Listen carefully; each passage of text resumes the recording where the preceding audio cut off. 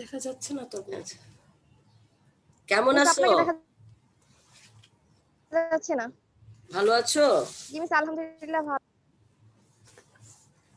তো আজকের ক্লাসে তোমাদের সবাইকে স্বাগত। আমরা জুমে আজকে ক্লাস নিচ্ছি, ঠিক আছে? হ্যাঁ তোমার তোমার রোল নাম্বারটা বলো। মিস 7012। 7012। আর কে কে আসছে তোমাকে দেখতে পাচ্ছি, আর কে আসছে? মিস এখনো কেউ আসেনি। তাহলে কিভাবে ক্লাস? শুধু একজনই।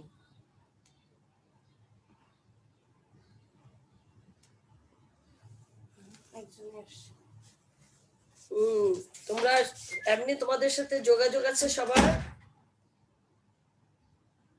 হ্যাঁ মিস আমাদের সবার সাথে তো যোগাযোগ হয়। আচ্ছা, আমার কথা স্পষ্ট শোনা যাচ্ছে? হ্যাঁ মিস শোনা যাচ্ছে কিন্তু আপনাকে দেখা যাচ্ছে না। আচ্ছা, দেখার দরকার নেই, আমি লেকচারটা সবাই খুব মনোযোগ দিয়ে শুনবে, তাহলেই হবে। আর আর মেয়েরা কোথায়? এখন কি শুরু করব নাকি আর একটু ওয়েট করব? মিস আর একটু ওয়েট করেন, আসবে। আচ্ছা, আর আজকে কয়েকজন আসতে কিন্তু পারে। আজকে কিন্তু তোমরা হচ্ছে দ্বিতীয় বর্ষ, তাই না? দ্বাদশ শ্রেণীর, তাই না? দ্বাদশ শ্রেণী তোমরা। হ্যাঁ, দ্বিতীয় হ্যাঁ বর্ষ। মিস। আসসালামু আলাইকুম মিস। আসসালাম, কেমন আছো? মিস আলহামদুলিল্লাহ ভালো আছি মিস, আপনি ভালো আছেন? হ্যাঁ, ইনশাআল্লাহ ভালো আছি। তোমার রোল নাম্বারটা বলো।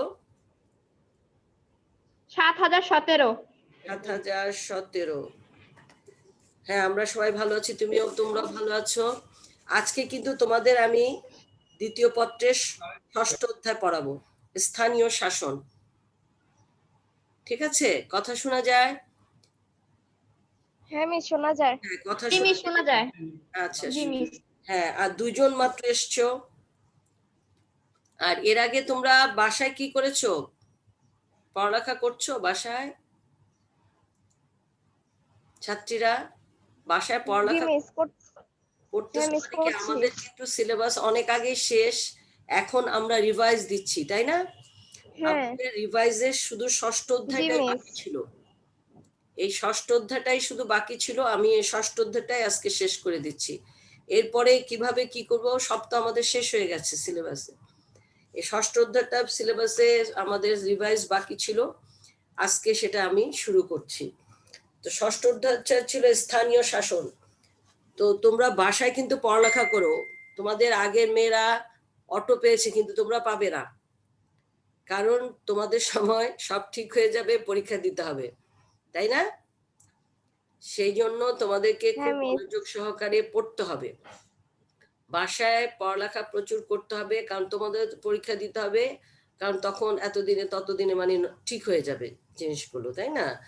তো পরিস্থিতি ঠিক হয়ে যাবে, দেশের অবস্থাও ঠিক হয়ে যাবে ইনশাল্লাহ। তো সেই জন্য তোমরা অবশ্যই পড়ালেখা করবে বাসায় বসে। এর আগের অধ্যায়গুলো শেষ করেছো সবাই? এর অধ্যায় শেষ করেছো? এর আগের অধ্যায়গুলো? হ্যাঁ মিস এগুলো তো আমাদের ষষ্ঠ অধ্যায় পর্যন্ত মিস কলেজে শেষ হয়েছিল, তারপরে তো আপনি আবার ওয়েবসাইটে ক্লাস করিয়েছেন না, সপ্তম অষ্টম নবম দশম হ্যাঁ, এগুলো মিস। হ্যাঁ এগুলো। মিস। আর তারপর আমি রিভাইজ দিয়েছি, কিন্তু হ্যাঁ রিভাইজ হয়েছে মিস। রিভাইজে 6ষ্ঠ হ্যাঁ অধ্যায়টুকু বাকি ছিল। 6ষ্ঠ অধ্যায় হ্যাঁ শেষ মিস। হয়ে গেলে তারপর আমরা নেক্সট ক্লাসগুলো আবার নবম, অষ্টম, নবম, দশমে করব, ঠিক আছে? আচ্ছা মিস। হ্যাঁ, পরে ওই 3টাও আমরা রিভাইজ দিয়ে দেবো। আর এই পর্যন্ত আমাদের রিভাইজ শেষ। এখন আর কেউ তো আসেনি। আর মেয়েরা কোথায়? তোমরা আমিও বলেছি ওকে ফোন করে, তোমরা বলনি সবাইকে? মিস অনেক বলি কিন্তু আসতে চায় না মিস, কিসের জন্য যে আসতে চায় না তাও জানি না মিস। ও অ্যাক্টিভ থাকে কিন্তু ক্লাসে আসে না, সব ক্লাসে এই অবস্থা। সবাই এই অবস্থা হলে কেমন হবে? আমরা এত কষ্ট করে টাইমলি বসি তোমাদের জন্য, তাহলে তোমরা যদি না আসো তাহলে আমরা কি করব বলো? আর যারা যারা আসবে না তোমরা, আমি কিন্তু ইউটিউবে আমার একটা চ্যানেল আছে না, সেই চ্যানেলে হ্যাঁ আমি মিস। এটা হ্যাঁ রেকর্ড হয়ে যাবে, সেটাখানে তো যারা যারা আসবে না তারা দেখে নিবে, ঠিক আছে? আমার সব লেকচারগুলো ইউটিউবে আছে। তো এখন শুরু করি না? ওদের জন্য ওয়েট করবো নাকি শুরু করবো বলো, তোমরাই বলো। মিস শুরু করে দেন, শুরু করে দেন। শুরু করে দেয়, যদি ওরা আসে বসে তাহলে আবার রিপিট করবো না।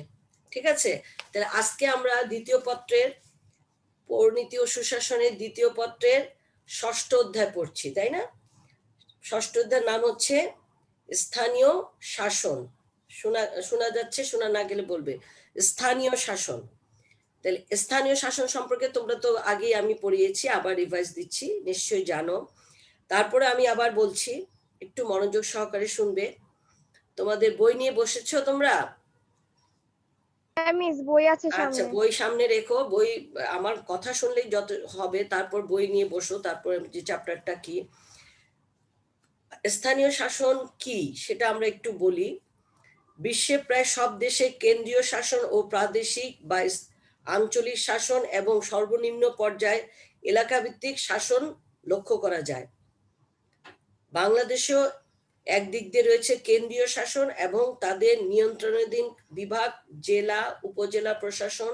অপরদিকে রয়েছে প্রত্যন্ত গ্রামাঞ্চল থেকে শহর এলাকা পর্যন্ত স্থানীয় পর্যায়ে সীমিত কর্তৃত্ব সম্পন্ন শাসন ব্যবস্থা। বাংলাদেশের এলাকা ভিত্তিক সীমিত কর্তৃত্ব সম্পন্ন শাসন ব্যবস্থা আবার দুভাগে বিভক্ত। শুনতে পাচ্ছ মেয়েরা? হ্যাঁ মিস, শুনতে পাচ্ছি। আচ্ছা, বিভক্ত। এক হচ্ছে স্থানীয় শাসন, দুই হচ্ছে স্থানীয় স্বায়ত্ত শাসন।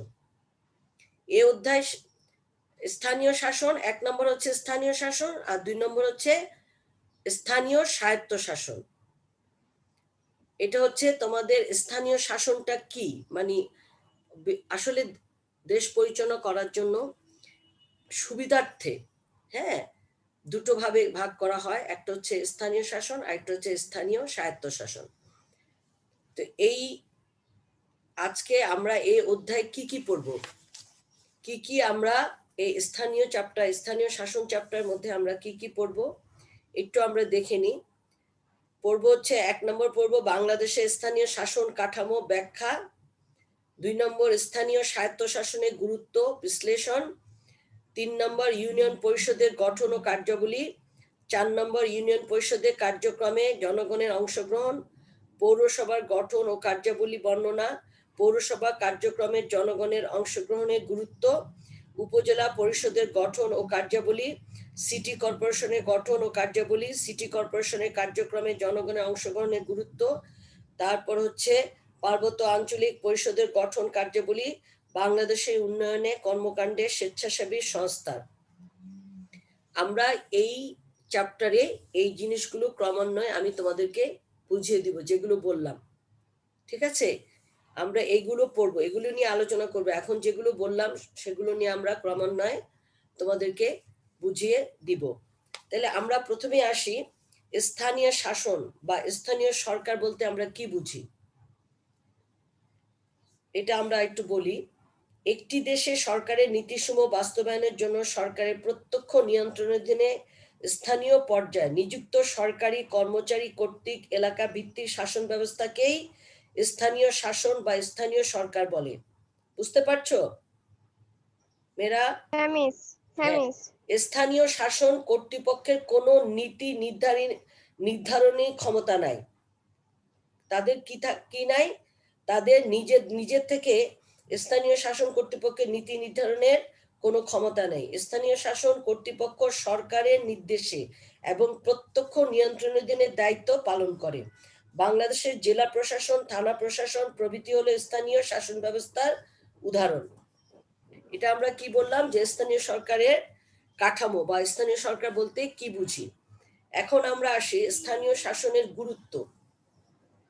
স্থানীয় শাসনের গুরুত্বটা হচ্ছে, বিশ্বে প্রায় সব রাষ্ট্রেই কেন্দ্রীয়, প্রাদেশিক বা আঞ্চলিক এবং সর্বনিম্ন পর্যায়ে স্থানীয় শাসন লক্ষ্য করা যায়। কেন্দ্রীয় সরকারের নীতিসমূহ বাস্তবায়নের জন্য এর প্রত্যক্ষ নিয়ন্ত্রণাধীনে স্থানীয় পর্যায়ে নিযুক্ত সরকারি কর্মকর্তা কর্মচারীদের জন্য স্থানীয় শাসন পরিচালিত হয়। স্থানীয় শাসন কর্তৃপক্ষ কোনো নীতি নির্ধারণ করতে পারে না। আগে যেটা আমরা বললাম, তাদের কাজ হলো কেন্দ্রীয় সরকার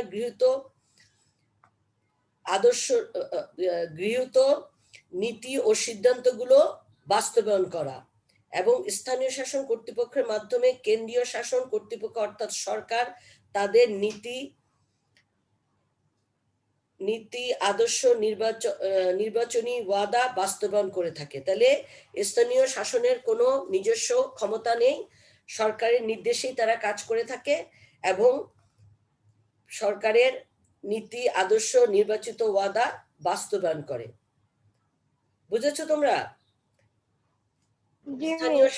শাসনের গুরুত্ব আমি বলছি। বর্তমানে তথ্য অনুযায়ী যোগাযোগ ব্যবস্থা ব্যাপক উন্নয়নের ফলে কেন্দ্রীয় প্রশাসন অতি দ্রুত প্রত্যন্ত এলাকায় খবরাখবর, জনগণের চাহিদা বা চাওয়া পাওয়া সম্পর্কে জানতে পারে স্থানীয় প্রশাসনের মাধ্যমে। এতটাই স্থানীয় শাসনের গুরুত্ব। তাহলে এখন আমরা আসি, এটা এতক্ষণ আমরা পড়লাম স্থানীয় স্থানীয় সরকারের কাঠামো বা স্থানীয় শাসন কি, স্থানীয় শাসনের গুরুত্ব। এখন আমরা আসি স্বায়ত্তশাসন কি, স্থানীয় স্বায়ত্তশাসন কি। স্থানীয় স্বায়ত্তশাসন হচ্ছে স্থানীয়ভাবে এবং নির্বাচিত প্রতিনিধিদের দ্বারা পরিচালিত হয় স্থানীয় শাসন। কি হয়? স্থানীয় স্বায়ত্তশাসন অর্থ হচ্ছে স্থানীয়ভাবে এবং নির্বাচিত প্রতিনিধিদের দ্বারা পরিচালিত শাসন। স্থানীয়ভাবে নির্বাচিত প্রতিনিধিরাই এই শাসন পরিচালনা করে থাকে। স্থানীয় স্বায়ত্তশাসিত সরকার একটি জাতির সরকারের সেই অংশ যা প্রধানত নির্দিষ্ট স্থানের অধিবাসীদের সাথে সম্পর্কিত বিষয়দের পথে জড়িত এবং কেন্দ্রীয় সরকারের অধীনে স্থানীয় সরকার দ্বারা পরিচালিত হতে ইচ্ছুক। তাহলে মোট কথা আমরা তাহলে স্থানীয় স্বায়ত্তশাসন বলতে আমরা কি বুঝি?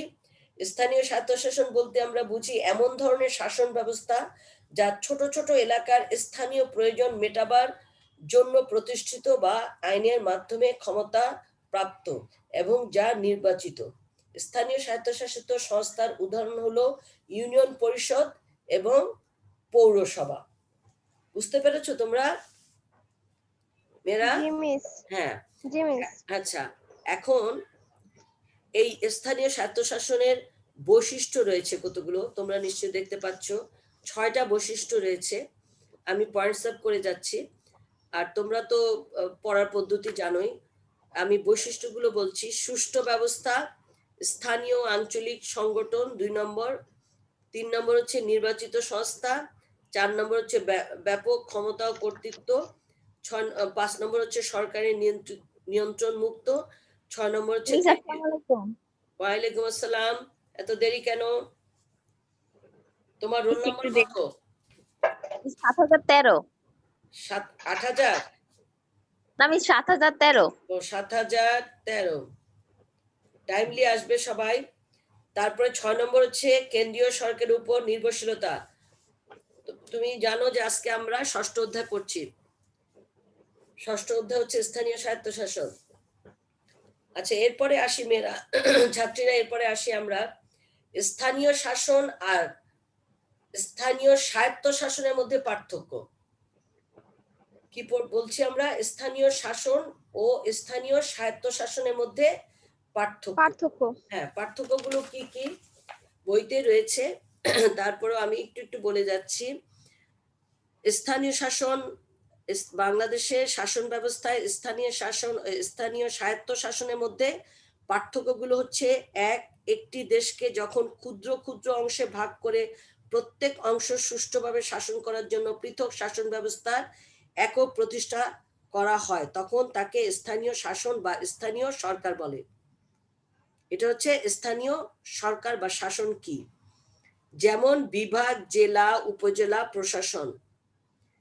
অপরদিকে স্থানীয় স্বায়ত্তশাসন বলতে আমরা কি বুঝি?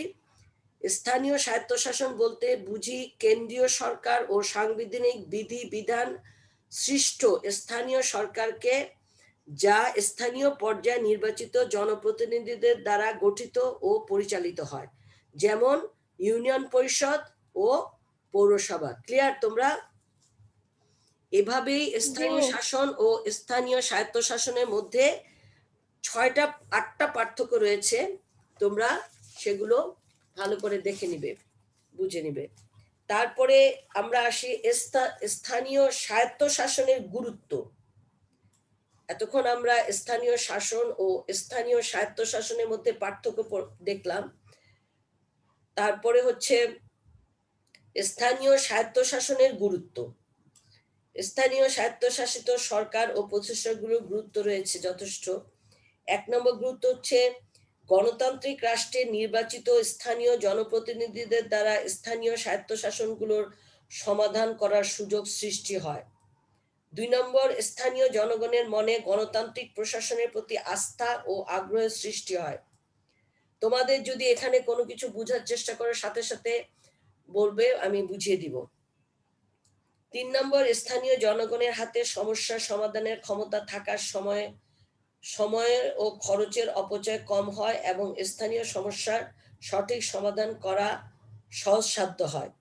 এগুলো হচ্ছে স্থানীয় স্বায়ত্তশাসনের গুরুত্ব। এরকম 10টি গুরুত্ব রয়েছে, তোমরা দেখে নিবে। আর কেউ যদি কোনো কিছু না বুঝো পরবর্তী ক্লাসেও বলবে, এখনো বলতে পারো।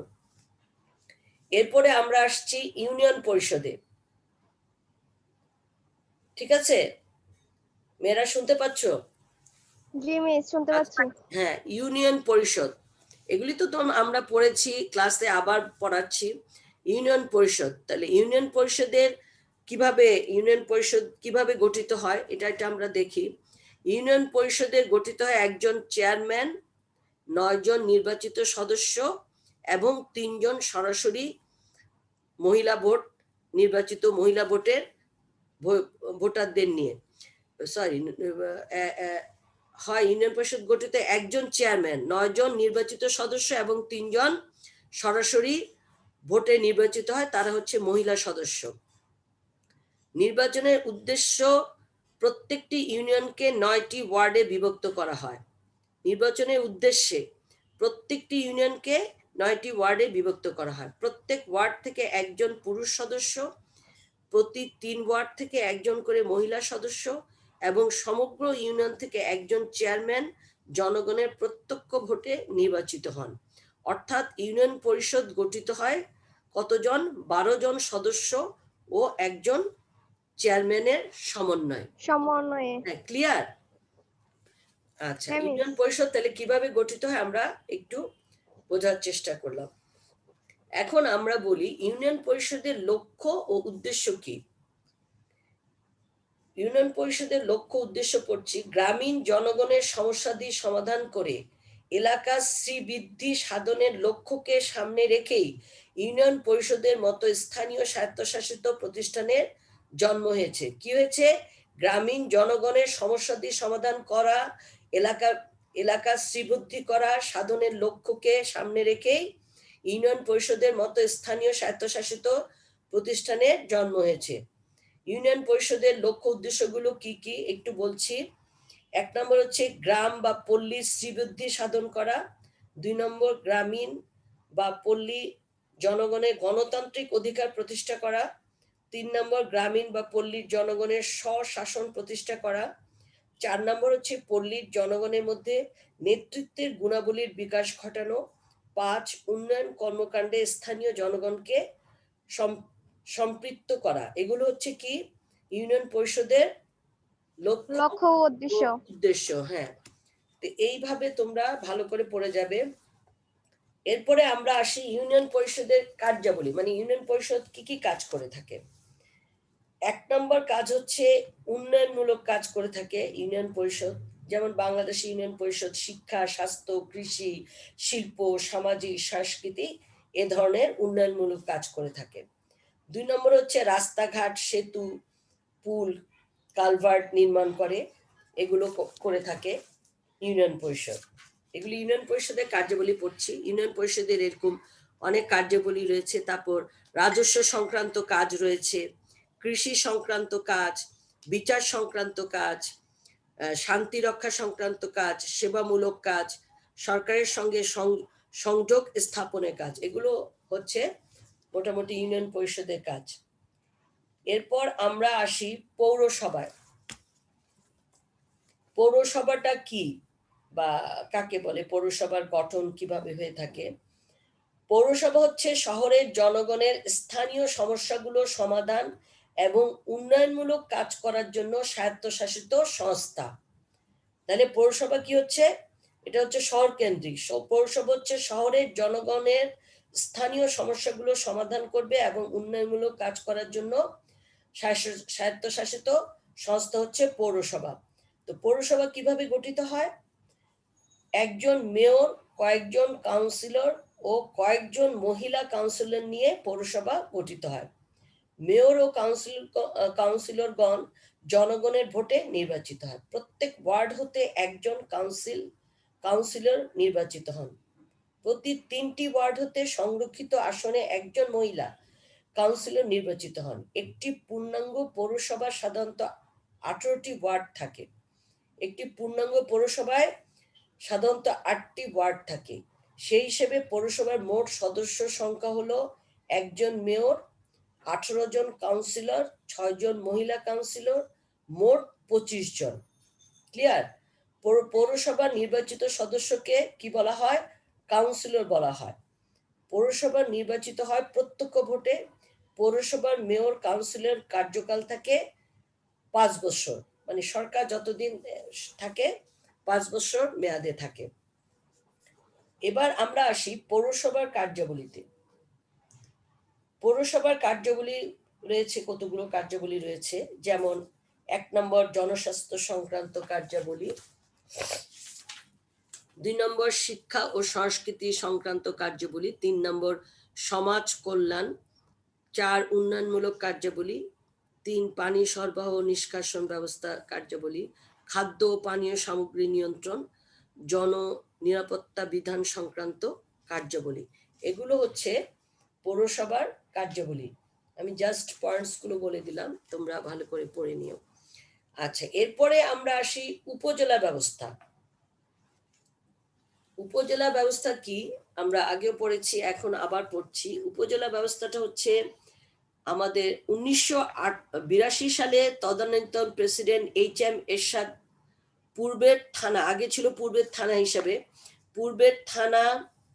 পূর্বের থানা প্রশাসনকে প্রথমে মান উন্নতি থানা প্রশাসন এবং পরে 1883 সালে এক অধ্যাদেশ জারি করে তিনি থানাকে উপজেলা নামকরণ করেন। বুঝতে পারছো মেয়েরা? হ্যাঁ মিস। নাকি আবার বলবো? 1882 সালে এরশাদ সরকারের কথা নাম তো শুনেছ। 1882 সালে তদানীন্তন প্রেসিডেন্ট HM এরশাদ পূর্বের থানা প্রশাসনকে, মানে আগে যেটা ছিল পূর্বের থানা নামে, সেই প্রশাসনকে প্রথমে মান উন্নীত থানা প্রশাসনে রূপান্তরিত করে এবং পরে 1883 সালে এক অধ্যাদেশ জারি করে তিনি থানাকে উপজেলা নামকরণ করেন। সেই উপজেলা ব্যবস্থাটাই আমরা আজকে পড়ব। থানা পরিষদ নাম পরিবর্তন করে এর নামকরণ করা হয় উপজেলা পরিষদ। উপজেলা প্রধানের নামকরণ করা হয় উপজেলা চেয়ারম্যান। এগুলি তো তোমরা শুনছো, উপজেলা চেয়ারম্যান। উপজেলা চেয়ারম্যান জনগণের ভোটে নির্বাচিত হন, তার কার্যকাল থাকে 5 বছর। ক্লিয়ার মেয়েরা? জি মিস। আচ্ছা, এখন আমরা পড়বো উপজেলা পরিষদের। এখন আমরা জানলাম যে উপজেলা পরিষদটা কি। এখন আমরা বলতে চাচ্ছি যে উপজেলা পরিষদের গঠন কিভাবে, এই উপজেলা পরিষদ গঠিত হয়। জনগণের ভোটে 1 নম্বর হচ্ছে জনগণের ভোটে নির্বাচিত একজন চেয়ারম্যান, জনগণের ভোটে নির্বাচিত একজন পুরুষ ভাইস চেয়ারম্যান, আর জনগণের ভোটে নির্বাচিত একজন মহিলা ভাইস চেয়ারম্যান। তারপর 4 নম্বর হচ্ছে সংশ্লিষ্ট উপজেলার এলাকাভুক্ত প্রত্যেক ইউনিয়ন পরিষদের চেয়ারম্যান বা সাময়িকভাবে চেয়ারম্যান হিসাবে দায়িত্ব পালনকারী ব্যক্তি। 5 সংশ্লিষ্ট উপজেলা এলাকাভুক্ত পৌরসভার মেয়র অথবা সাময়িকভাবে মেয়রের দায়িত্ব পালনকারী ব্যক্তি। 6 হচ্ছে সংশ্লিষ্ট উপজেলা এলাকাভুক্ত ইউনিয়ন পরিষদ এবং পৌরসভা সংরক্ষিত আসনের মহিলা সদস্য বা কাউন্সিলরগণের দ্বারা নির্বাচিত সংরক্ষিত আসনের মহিলা সদস্যগণ। তাহলে এগুলো আমরা বলছি উপজেলা পরিষদের গঠনটা। এখন আমরা আসব উপজেলা পরিষদের কার্যাবলীতে। উপজেলা পরিষদের আমরা প্রথমে পড়েছি উপজেলা ব্যবস্থা কি, কিভাবে হলো এটা। তারপর পড়লাম পরিষদের গঠন। এখন আমরা আসি উপজেলা পরিষদের কার্যাবলীগুলো।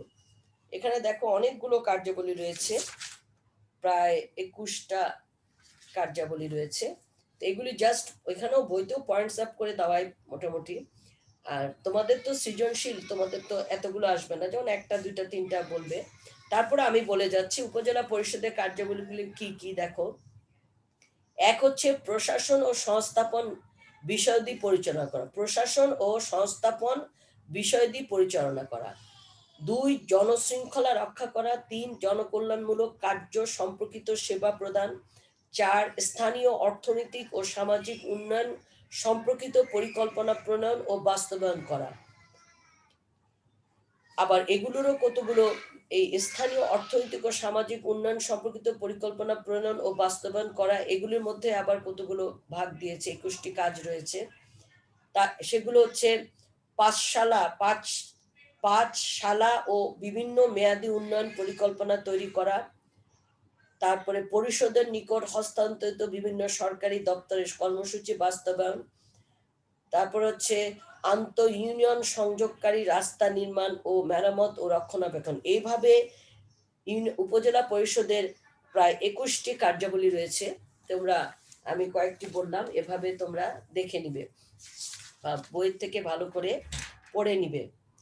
তারপরে আমরা আসছি সিটি কর্পোরেশনে। তোমরা এগুলি প্রত্যেকটা নাম শুনেছো সিটি কর্পোরেশনের। হ্যাঁ, এখন আমরা বলি যে সিটি কর্পোরেশন বলতে কি বুঝি বা সিটি কর্পোরেশনটা কি। বাংলাদেশে 11টি সিটি কর্পোরেশন রয়েছে। এগুলো হলো ঢাকা উত্তর, ঢাকা দক্ষিণ, রাজশাহী, খুলনা, চট্টগ্রাম, সিলেট, বরিশাল, নারায়ণগঞ্জ, রংপুর, কুমিল্লা, গাজীপুর সিটি কর্পোরেশন। এগুলো পূর্বে পৌরসভা নামে পরিচিত ছিল। ক্লিয়ার মেয়েরা? মেয়েরা শুনতে পাচ্ছ? জি মিস, শুনতে পাচ্ছি। হ্যাঁ, তো সিটি কর্পোরেশন পড়ছি। 11টি সিটি হ্যাঁ। কর্পোরেশন রয়েছে বাংলাদেশে। সেগুলো তো বললাম, এগুলো হলো ঢাকা উত্তর, ঢাকা দক্ষিণ, রাজশাহী, খুলনা, চট্টগ্রাম, সিলেট, এগুলো এরকম 11টি। তো সিটি কর্পোরেশন গঠন হয় কিভাবে, এভাবে এটা আমরা বলছি। সিটি কর্পোরেশনের নির্বাচিত ও মনোনীত সদস্য নিয়ে সিটি কর্পোরেশন গঠিত হয়। নির্বাচিত ও মনোনীত সদস্য নিয়ে সিটি কর্পোরেশন গঠিত হয়। সিটি কর্পোরেশনের সদস্যগণকে কমিশনার বলা হয়। কি বলা হয়? কমিশনার বলা হয়। সিটি কর্পোরেশনের প্রধানকে মেয়র বলা হয়। এইগুলো, এই নামগুলো আমাদের সবার সাথে পরিচিত, সবাই আমরা এইগুলোর নামের সাথে পরিচিত। মেয়রকে কাজে সাহায্য করেন কে? কমিশনারগণ। আইন দ্বারা অযোগ্য নন এইরূপ ব্যক্তি মেয়র, ডেপুটি মেয়র ও কমিশনার হতে পারবেন। সিটি কর্পোরেশনের মেয়াদ হচ্ছে 5 বছর।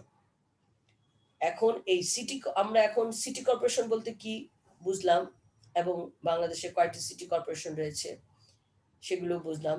এখন পড়ি আমরা, এখন বলি তোমাদেরকে সিটি কর্পোরেশনের লক্ষ্য উদ্দেশ্য কি। বিশেষ উদ্দেশ্যকে সামনে রেখে সিটি কর্পোরেশনের গঠন করা হয়েছে। সেই লক্ষ্যগুলো হচ্ছে: 1, সিটি বা মহানগরের জনজীবনের শ্রীবৃদ্ধি সাধন। 2, সিটি বা মহানগরের জনগণের গণতান্ত্রিক অধিকার প্রতিষ্ঠা। একটু মনোযোগ দিয়ে শুনবে। সিটি বা মহানগরের জনগণের স্বশাসন প্রতিষ্ঠা। সিটি বা মহানগরের জনগণের মধ্যে নেতৃত্বের গুণাবলীর বিকাশ ঘটানো। তারপর হচ্ছে সিটি বা মহানগরের জনগণের মধ্যে দায়িত্বশীল নেতৃত্বের ও কর্তৃত্বের বিকাশ ঘটানো। 6 হচ্ছে সিটি বা মহানগরের জনজট নিরসনের লক্ষ্যে পরিকল্পিত উপায়ে রাস্তাঘাট নির্মাণ ও যানবাহন নিয়ন্ত্রণ। তারপরে হচ্ছে সিটি মহানগরের জনগণের স্বাস্থ্য ব্যবস্থার উন্নতি সাধন কল্পে বহুমুখী পরিকল্পনা গ্রহণ। মহানগরে তারপরে হচ্ছে মহানগরের জনজীবনের শান্তি শৃঙ্খলা নিশ্চিত করার জন্য পদক্ষেপ এবং মহানগরের শিক্ষা সংস্কৃতির প্রসার ঘটানো ইত্যাদি। তাহলে এখন আমরা কি পড়লাম? সিটি কর্পোরেশনে প্রথমে বললাম বলতে কি বুঝি, সিটি কর্পোরেশনে বলতে আমরা কি বুঝি এবং বাংলাদেশে কয়টি সিটি। এখন বললাম সিটি কর্পোরেশনের কি লক্ষ্য উদ্দেশ্য কি। এরপরে আমরা বলি যে সিটি কর্পোরেশনের কার্যাবলী বলতে কি বুঝি। কার্যাবলী কি কি আর কি? মহানগর এলাকায় উন্নয়ন, শান্তি শৃঙ্খলা রক্ষা এবং বিভিন্ন সমস্যা দূরীকরণের জন্য সিটি কর্পোরেশন কতগুলো কাজ করে থাকে। সেই কাজগুলো কি কি? এক হচ্ছে জনস্বাস্থ্য রক্ষা সংক্রান্ত, 2 খাদ্য পানীয় দ্রব্যের নিয়ন্ত্রণ, 3 পানি সরবরাহ ও পানি নিষ্কাশন। এগুলি খুব ইজি জিনিস, না বুঝার কিছু নাই, তারপরে না বুঝলে সাথে সাথে বলবে। তারপর নগর পরিকল্পনা, গৃহ নির্মাণ নিয়ন্ত্রণ, রাস্তাঘাট ও যানবাহন সংক্রান্ত, সাহায্য ও পুনর্বাসন, জীবনযুক্ত সংক্রান্ত কাজ, বন বৃক্ষ রোপণ, পার্ক ও উদ্যান সংক্রান্ত, শিক্ষা ও সংস্কৃতি সংক্রান্ত, জনকল্যাণমূলক সংক্রান্ত, শান্তি শৃঙ্খলা রক্ষা, উন্নয়নমূলক বিচার সংক্রান্ত কাজ। এগুলো হচ্ছে সিটি কর্পোরেশনের কাজ। সিটি কর্পোরেশন কি কি কাজ করে থাকে। এরপরে আমরা যাব স্থানীয় উন্নয়নে স্বেচ্ছাসেবী সংস্থা ও ভূমিকা। স্বেচ্ছাসেবীর নাম তো তোমরা শুনেছো, তাই না? মেয়েরা শুনতে পাচ্ছ না? মেয়েরা, শুনতে পাচ্ছি। শুনতে পাচ্ছি। হ্যাঁ হ্যাঁ, এখন আমরা যাব শেষ অধ্যায় একেবারে। আমরা যাব, এটা তোমাদের ক্লাস, এটা কতক্ষণ পর্যন্ত? 11টা? কয়টা পর্যন্ত? মিস 11:30। 30? হ্যাঁ মিস। 30 না 20? মনে হয় 20 মিস অর্নিং দিয়ে দিচ্ছে তো। আচ্ছা হ্যাঁ আচ্ছা, তারপরে আমি warning লাস্ট, দিয়ে দিয়েছে miss। অসুবিধা নাই, লাস্ট চ্যাপ্টার, একটা চ্যাপ্টার বাকি আছে, ওটা পড়িয়ে শেষ করব। এখন আমরা হচ্ছে স্থানীয় উন্নয়নে স্বেচ্ছাসেবী, নাম তো শুনেছো, স্বেচ্ছাসেবী সংস্থার হ্যাঁ ভূমিকা। মিস। হ্যাঁ, স্বেচ্ছাসেবী সংস্থা অর্থাৎ এনজিওর উদ্ভব ঘটেছে দ্বিতীয় বিশ্বযুদ্ধের পর। এনজিওর নাম তো তোমরা শুনেছো। বিশ্ব শতকের শেষ ভাগে উন্নয়নশীল রাষ্ট্রসমূহের সমাজ কল্যাণ ও উন্নয়ন কর্মকাণ্ডে সরকারি কর্মকর্তার পাশাপাশি এসব বেসরকারি স্বেচ্ছাসেবী সংস্থার কর্মকাণ্ডে ক্রমশ বৃদ্ধি পেয়ে চলেছে। বেসরকারি স্বেচ্ছাসেবী সংস্থার অর্থ ও সংজ্ঞা আমরা এখন বলছি। বেসরকারি স্বেচ্ছাসেবী সংস্থাকে ইংরেজিতে নন গভর্নমেন্ট অর্গানাইজেশন বা সংক্ষেপে এনজিও বলে। এগুলি শুনেছো তো নাম, এবং এগুলো তো পড়েছো, তাই না? হ্যাঁ, তাহলে বেসরকারি স্বেচ্ছাসেবী সংস্থাকে ইংরেজিতে নন গভর্নমেন্ট অর্গানাইজেশন বলা হয় এবং সংক্ষেপে এনজিও বলা হয়। সাধারণভাবে সরকার কর্তৃক প্রতিষ্ঠিত ও পরিচালিত নয় এমন সংস্থাই হচ্ছে এনজিও। এগুলি কিন্তু সরকার কর্তৃক প্রতিষ্ঠিত বা পরিচালিত হয় না, এগুলির নামই হচ্ছে এনজিও। ঠিক আছে? এই এই এই জি মিস। হ্যাঁ, তারপরে বাংলাদেশে এনজিওর ভূমিকা রয়েছে, যুদ্ধ বিধ্বস্ত বাংলাদেশের উন্নয়নে স্বেচ্ছাসেবী সংস্থা ভূমিকা, এগুলো তোমরা ভালো করে পড়ে নিবে। তাইলে এই ষষ্ঠ অধ্যায় শেষ হলো। আগামী ক্লাসে আমি, তোমরা বলো কোনটা পড়বা। এখন শেষের দিকের থেকে আসবে নবম, দশম, অষ্টম, নবম, দশম, এই 3টা অধ্যায় রিভাইজ দেওয়ার বাকি, আর বাকিগুলো আমরা সব রিভাইজ দিয়ে দিয়েছি। তোমরা এরপরে কোন অধ্যায় পড়তে চাও নবম দশম অধ্যায়ের মধ্যে, সেটা বললে আমি সেটাই তোমাদেরকে বুঝিয়ে দিব। আর পড়ার মিস সিস্টেম, আমরা সিরিয়ালিতে যাই। হ্যাঁ হ্যাঁ, মিস আমরা সিরিয়ালি যাই, এখন আমরা ষষ্ঠ না তো, আমরা আবার তো একবার তো পড়া শেষ হয়েছে, আমরা তো আবার রিভাইজ করছি। না না, এগুলো তুমি যে কিন্তু এগুলো নবম দশম, অষ্টম নবম দশম ছাড়া এগুলো কিন্তু দ্বিতীয়বার রিভাইজ হচ্ছে। হ্যাঁ হ্যাঁ মিস। হ্যাঁ হ্যাঁ, এখন আমাদের রিভাইজ দেওয়ার বাকি আছে নবম, অষ্টম, নবম, দশম, যেগুলো আমরা শেষে পড়েছিলাম। জি। ঠিক আছে? হ্যাঁ সিরিয়াল মিস। ভাবে কিন্তু আমরা চলে এসেছি। তোমরা ইউটিউবে দেখবে, সবগুলো আমরা করে দিয়েছি। দ্বিতীয় অধ্যায়, প্রথম অধ্যায়, তৃতীয় হ্যাঁ, অধ্যায়, মিস। চতুর্থ, পঞ্চম, আজকে ষষ্ঠ, এই 6টা কিন্তু আমরা করে দিয়েছি, 6-7টা। এখন আমাদের বাকি আছে আবার রিভাইজ দেওয়ার হচ্ছে অষ্টম, নবম, দশম, যেটা আমরা লাস্টে প্রথমে পড়েছিলাম না। জি মিস, ওয়েবসাইটে তখন করিয়েছিলেন। হ্যাঁ, ওয়েবসাইট, অসুবিধা কি ওয়েবসাইটে, আর এখানে তো হ্যাঁ সমস্যা হ্যাঁ নাই, লেকচার তো দিয়েছি, এখন আবার নতুন হ্যাঁ করে মিস। এখানে দিচ্ছি। ঠিক আছে? জি ওগুলো মিস। দেওয়া হ্যাঁ মিস। শেষ হলে যদি জুম চলে তাহলে আমরা আবার বলবো, আবার দিব, অসুবিধা কি, তাই না? অসুবিধা নাই তো। আবার কিন্তু আমরা তো বারবার দিলে কোনো লাভ হবে না। হ্যাঁ, লাভ হবে তোমরা বাসায় বসে পড়লে, জি তাই না? মিস এটাই। তোমাদেরকে তো আর অটো দিবে না, তোমরা অটো পাবেও না। তোমাদের কিন্তু, তোমরা দিবা কত সালে পরীক্ষা? 21 সালে। আমরা 21 সালে। হ্যাঁ, 21 সালে আল্লাহর রহমতে সব ঠিক হয়ে যাবে। 21 সালে মে জুনে তো না, মেতে তো মনে হয় নাকি? এপ্রিল মিস এপ্রিল মে, হ্যাঁ সরি এপ্রিল মেতে ইনশাল্লাহ ঠিক হয়ে যাবে। তোমাদেরকে পরীক্ষায় দিতে হবে, তো এখনকার পরিস্থিতি সেই জন্য আমরা যতবারই বলবো, যতবার চাবা ততবার বলবো, কিন্তু তোমাদেরকে বাসায় পড়ালেখা করতে হবে খুব মনোযোগ। অনেক সময় তোমাদের হাতে, অনেক সময়, কলেজ আসতে হয় না, রেডি হইতে হয় না, সময় নষ্ট হয় না, প্রচুর সময়। তোমরা একটু কষ্ট করে ভালো করে পড়ে নিবে। না বুঝলে ফোন নাম্বার আছে, আমাকে বলবা, আমি বুঝিয়ে দেবো। এখানে অনলাইনে বলবা, বুঝিয়ে দেবো, ঠিক আছে? আর পড়ার সিস্টেম তো বলেই দিয়েছি, সৃজনশীল সুন্দর করে দাগিয়ে নিবে, মুখস্থ করবে, এমসিকিউ মুখস্থ করবে। ক্লিয়ার? আর জি মিস। তোমাদের তো এবার মনে টেস্ট পেপারও বের হবে না, কি জানি। মিস বের হয়নি এখনো কিছুই। হ্যাঁ সেটাই তো, বের হয়ে যাওয়ার কত কথা। তো ঠিক আছে, তাহলে ভালো থাকো, হ্যাঁ সবাই সুস্থ থাকো, আবার জি দেখা হবে। মিস। হ্যাঁ আবার ইনশাল্লাহ মঙ্গলবার দিন এই সময় দেখা হবে। ভালো থাকো, সুস্থ থাকো সবাই, আর পড়ালেখা করো বাসায়। আল্লাহ হাফেজ। জি মিস। আসসালামু আলাইকুম মিস। ওয়ালাইকুম আসসালাম, ভালো থাকো। ওয়ালাইকুম মিস। আসসালামু আলাইকুম মিস। ওয়ালাইকুম আসসালাম।